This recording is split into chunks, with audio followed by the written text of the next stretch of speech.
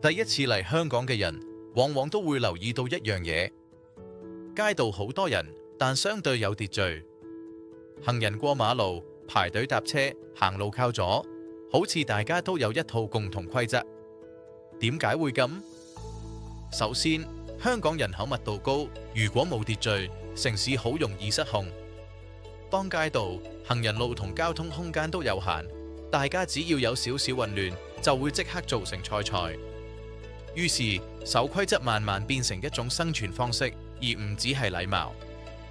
第二，制度同設計好重要。交通燈清楚，行人路分流，過路位規劃仔細，再加上清晰嘅指示牌，令市民好容易跟住規則行。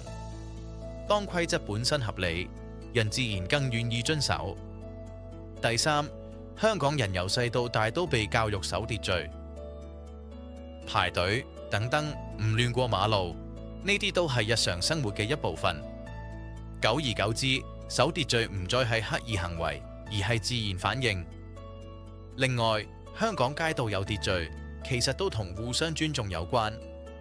喺高密度環境入面，如果你唔守規矩，影響嘅唔止係自己，而係一大班人。明白到呢一點，大家就會更自律。